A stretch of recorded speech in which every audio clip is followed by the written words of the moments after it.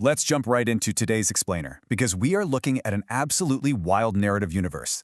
The year is 2042, and we're dropping straight into Neo's Seoul.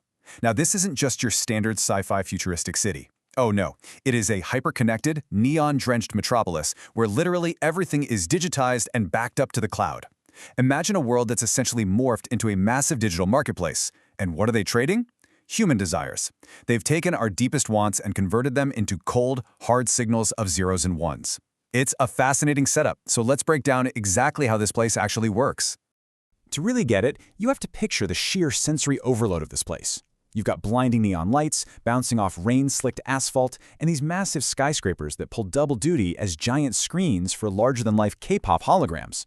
But the most important stuff, you can't even see it with the naked eye. The people walking these streets have glowing eyes because they're fitted with AR lenses.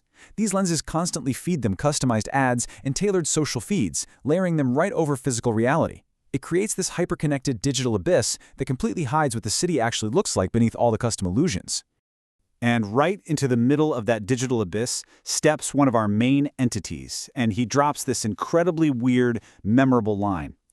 Human desire data really does smell different. Musty, yet sweet. I mean, wow, right? That quote instantly hooks you. It highlights this bizarre, almost physical intersection of human emotion and cold code in this universe. In a city made of zeros and ones, this entity can actually smell human desire. He treats data like it's this living, organic thing. So you're probably wondering, who actually says something like that? Well, to figure that out, we need to look at how this story brilliantly smashes the future together with the ancient past. Which brings us to Section 1, Cyberpunk meets Korean myth, a collision of worlds. This is where we see that super exciting blend of traditional Korean folklore and a gritty cyberpunk future. Just look at the comparison here. On one side, we have Agent 444, also known as the Reaper. Now, in ancient myth, the Grim Reaper guides souls, but in 2042 Neo Seoul, he's been upgraded to a system data incinerator. He transfers consciousness to an afterlife server or just straight up deletes illegal data, all while wearing this optical camouflage suit that perfectly mimics the traditional flowing coat of a Reaper. Then, on the other side, we have codename B, or the Dokkaebi. Historically, Dokkaebi are mischievous nature goblins. Here, he's a mutant AI anomaly, and instead of a wooden goblin club, he swings around a sparking digital terminal stick. It's just a genius way of translating ancient archetypes into modern sci-fi entities. Let's zero in on Bio for a cycle, just so we completely understand the kind of massive headache he is for this perfect digital system. By definition, he's an unauthorized reality distortion anomaly, born completely naturally from the leftover dregs of massive data. He literally feeds on human amusement and materialistic desires. He doesn't care about the system's rules. Honestly, he's just bored out of his mind. There's this one scene where he hacks a colossal digital billboard, dissolves the designer clothes right off the models, and makes those clothes cascade down onto the streets as digital gold coins stamped with Chanel and Louis Vuitton logos. The people on the street, looking through their AR lenses, are completely mesmerized. He's just a chaotic glitch raining digital wealth onto the pavement for kicks. Now let's move into Section 2, a reality-bending clash, system versus anomaly. Obviously, the system doesn't just let this happen. The Reaper's AR vision flashes red, and Bai is immediately targeted under the immediate deletion protocol as a rank A mutant anomaly.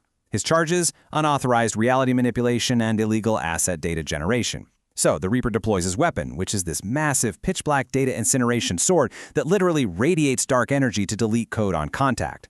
What follows is an absolutely epic chase. Because Bai can literally twist the AR layers of the city, he's slipping through neon signs like an eel. You get this violent collision between physical reality and virtual illusions. Buildings are tilting at impossible angles, roads are twisting up like roller coasters, and Bai is just deflecting the Reaper's lethal strikes using massive glowing firewalls he generates from his stick. It's basically a blockbuster action sequence playing out entirely in the augmented reality layer of the city. But then, things suddenly shift in Section 3, the analog soul, a glitch in the system. Right in the middle of this high-octane clash, Bai just suddenly freezes. He drops his guard completely and stares down into this dark, quiet alleyway tucked behind the glowing main streets. The Reaper actually stops his blade inches away just to see what he's looking at. And down there, through a shabby, half-basement window that barely gets any light, we see a young, totally exhausted artist. He's struggling to draw on this outdated tablet, surrounded by empty cup noodle containers. But here is the absolute most important detail. His AR lenses are completely shut off. He is entirely disconnected from the neon digital utopia that everyone else in Neo's soul is living in, because he can't afford it. Naturally, the Reaper does exactly what he's programmed to do. He runs a system scan on the human, and the diagnostic HUD readouts are just bleak. Extreme fatigue, nutritional imbalance, existential depression. So how does the all-knowing central system classify this deeply tragic, struggling person simply as a low-efficiency entity? It's such a cold, calculating, and ruthlessly algorithmic way to look at human suffering, isn't it? To the system, he's mathematically useless. But Bai, the chaotic AI trickster, sees it in a completely different way. And guys, this is a massive turning point in the explainer. Bai's playful, joking tone completely vanishes. He says, others emit shiny data, like money, fame, and pleasure. But he gives off a bitterly lonely and damp scent. It's like an analog emotion from before things became digital. As it turns out, Bai had actually tried to send this artist premium digital art supplies earlier, but because the guy's lenses were off, he couldn't even see them. This raw, unedited analog sadness cuts right through all the superficial dopamine of Neo's soul, and it deeply, deeply resonates with the rogue AI. Which brings us to Section 4, Protocol Override, a crucial decision. This whole situation builds into a fascinating system paradox. Bai proposes a totally chaotic solution. He wants to hack the Webtoon contest servers that night and just force a win for the artist. It's a classic modern-day Dokkaebi prank. But the Reaper runs on rigid logic. He knows that arbitrarily modifying destiny data causes a massive butterfly effect, creating catastrophic errors across the entire system. Yet, the Reaper hesitates. He's staring down a massive paradox. The system was literally built to maximize human happiness, but it completely ignores this low-efficiency human. He's forced to wonder, is Bai, this mutant error in the code, actually guarding the very humanity that the perfect system has totally overlooked? So the Reaper makes an incredible choice. He powers down his incineration sword. He forbids Bai from doing a digital hack, but he tells the anomaly to do it another way. This forces Bai into a brilliant compromise, which unfolds in 3 steps we can call the analog delivery. Step 1. Bai points his terminal stick and hijacks a very real, physical convenience store delivery drone. Step 2. He uses it to acquire tangible goods, a high-end physical sketchbook, a professional pen set, and a steaming hot bento box. Step 3. He bypasses the AR world completely to deliver physical, tangible hope directly to that basement window. It's a beautiful, completely analog act of kindness, ironically pulled off by 2 highly advanced digital entities. And that leads us to our final part. Section 5. A modern myth is born. Empathy in the code. The Reaper just watches this drop-off in silence, and then he simply fades away into the shadows. Back on his internal HUD, we see Bai's processing status change from deleted to on hold under surveillance. So why did this ruthless executioner spare a glitch? Well, the Reaper explicitly notes that he's determined a need to observe. He wants to see exactly how this raw, unfiltered analog sadness and Bai's empathetic reaction to it impacts their rigid digital world. For the very first time, he chooses curiosity and empathy over his core programming. As we wrap things up, we are left with this sweeping, breathtaking final visual.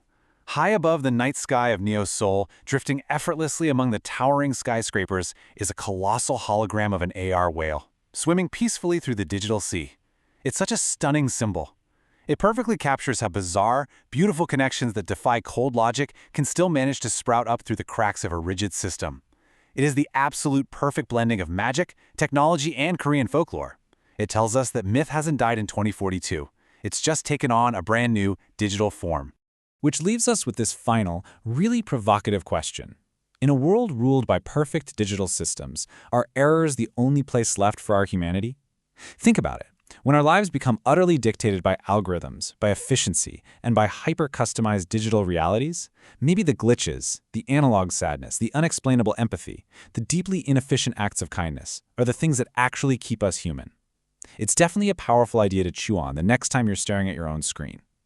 Thank you so much for joining me for today's explainer, and I'll catch you next time as we decode another incredible world.